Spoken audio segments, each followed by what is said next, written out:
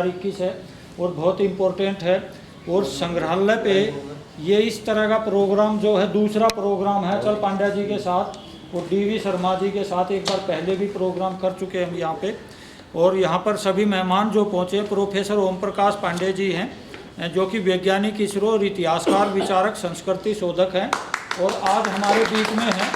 और इनकी शक्ति से मैं ये समझता हूँ कि भविष्य में इस स्थान पे आने से बहुत ताकत इस संग्रहालय को मिलने वाली है और बहुत अच्छा हो जाएगा। यहाँ पे श्री रवि शंकर जी हैं, निदेशक हैं सभ्यता अध्ययन केंद्र नई दिल्ली से। और रवि शंकर जी पहले भी यहाँ पर आए हैं और बहुत शक्ति व ताकत से इस नगर के लिए भी इनका भी प्रयास बहुत सराहनीय है। श्री नारायण दत्त शर्मा जी इंदिरा गांधी राष्ट्रीय कला केंद्र नई दिल्ली से हैं। इनके जो वेद का ज्ञान जो है वो ये जो लेखनी कर रहे हैं, एक स्पेशल रूम बनने वाला है वेद ज्ञान पे, वैदिक गैलरी बनेगी एक। और उसके लिए जो है आपका बहुत बड़ा योगदान जो है वो इस संग्रहालय को और भविष्य में आने वाले देश दुनिया के लोगों को प्राप्त होने वाला है।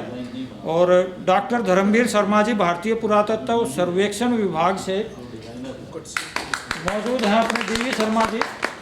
और डीवी शर्मा जी का मैं थोड़ी जानकारी इनके बारे में दे देता हूं कि 20 वर्ष पहले डीवी शर्मा जी मुझे मिल गए।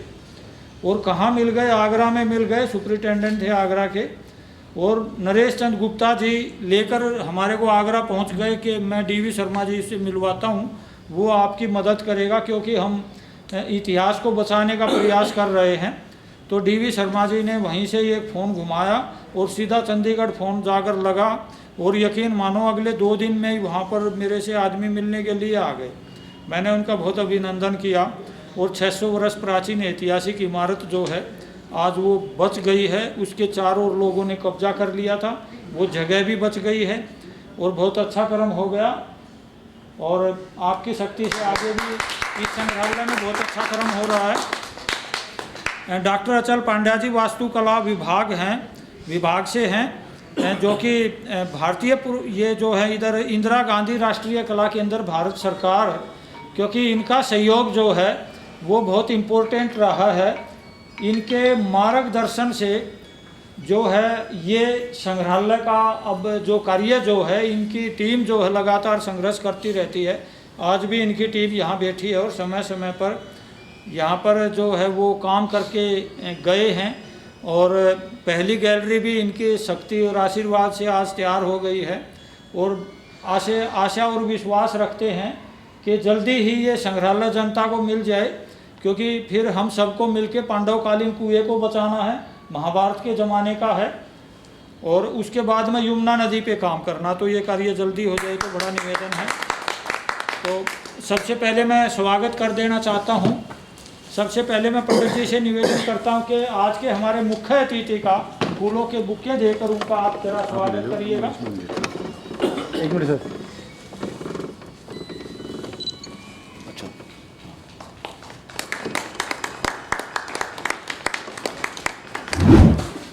पावकाना सरस्वती बाजे भी बाजिनीवती यज्ञं वस्तु धिया वसु यज्ञं दधे सरस्वती। हमारे सहयोगी श्री रविशंकर जी, नारायण दत्त शर्मा जी, हमारे पुरातत्वविद धर्मवीर शर्मा जी, डॉक्टर अचल पांड्या जी, अभी जो संचालन कर रहे थे राजेश खत्री जी, और हमारे शर्मा जी यहाँ पीछे बैठे हुए हैं, और शास्त्री जी, सब, और यहाँ उपस्थित सभी को मैं प्रणाम निवेदन करता हूँ। आपके सामने जो है आज मैं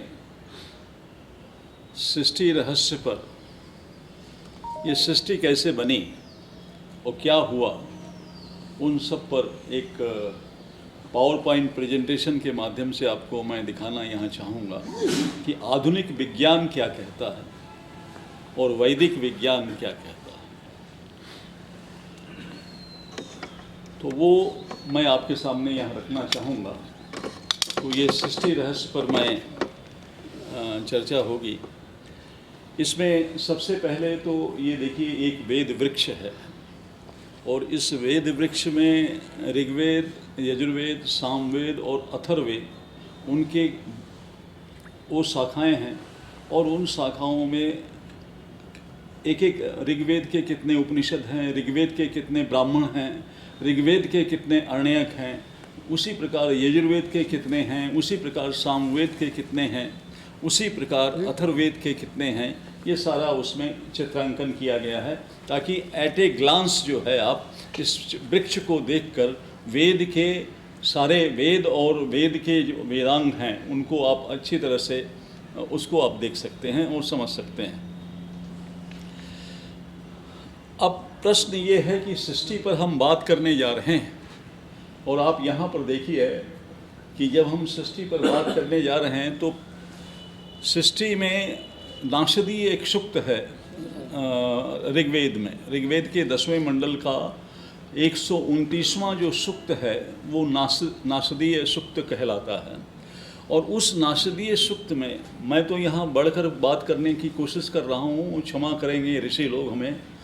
तो ऋषि कहता है कि को अद्धा वेद कह इह प्रवोचात अजाता कुत इयम सृष्टि, माने अभी वर्तमान में कौन है पूरी तरह से ठीक ठीक बता सकता है कि कब और कैसे इस विविध प्रकार की सृष्टि की उत्पत्ति और रचना हुई, क्योंकि विद्वान लोग तो खुद सृष्टि रचना के बाद आए, अतः वर्तमान समय में कोई दावा करके ठीक ठीक वर्णन नहीं कर सकता कि सृष्टि बनने से पूर्व क्या था और इसके बनने का कारण क्या था। ये वेद का ऋषि कहता। फिर उसके बाद दूसरी बात वो कहता है कि इयम विशिष्टिर्यतः आ बुभू यति वा बधे यदि वा न यो अश्सा अध्यक्ष परमम व्योमम अंग वेद यदि वा ना वेद। सृष्टि रचना का स्रोत क्या है, कौन है जो इसका कर्ता और धर्ता है, सारे सृष्टि का संचालन करता कौन है, जो ऊपर व्योम में बहुत ऊपर आकाश में जो विराजमान है, जो इसका अध्यक्ष है, शायद वो जानता हो या ये भी हो सकता है कि वो भी नहीं जानता हो। इतनी स्पष्ट बात ऋग्वेद के ऋषि ने की कि ये कहना असंभव है। लेकिन उसके उपरांत भी उन्होंने उस सृष्टि रहस्य को उसी नाशदीय सूक्त में उन्होंने कहने का प्रयास किया और उन्होंने समझाने का प्रयास किया। ये स्वीकार करने के बाद भी कि जो इसका अध्यक्ष है पूरे सृष्टि का वो भी जानता है या नहीं जानता है ये मैं नहीं कह सकता, लेकिन उसके बाद भी उन्होंने कहने का प्रयास किया। तो ये ऋषियों का एक अभूतपूर्व एक प्रकल्प था, संकल्प था और उस संकल्प के माध्यम से ये सामने आया।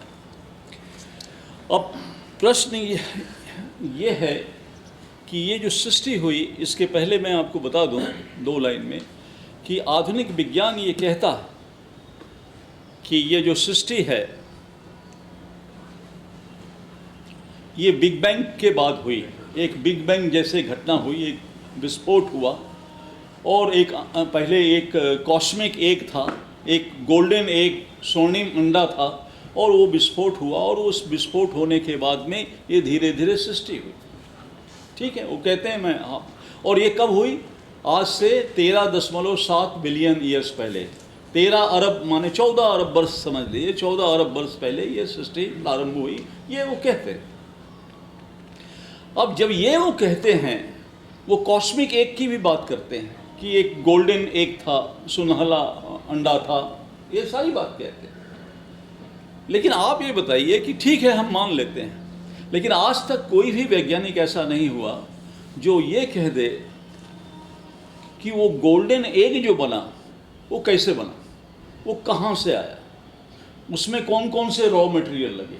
वो खाली उसके फटने की बात करते हैं, लेकिन उसके बनने की बात, निर्माण की बात वो नहीं करते हैं, और उसमें वो साइलेंट रह जाते हैं, उसके उत्तर भी नहीं देते हैं, साइलेंट रह जाते हैं। हमारा वेद जो है, भारतीय विज्ञान जो है, वो अंडा बनने से पहले की क्या स्थिति थी उस पर प्रकाश डालता है, जिसके विषय में ऋषि कहते हैं कि शायद वो भी नहीं जानता हो।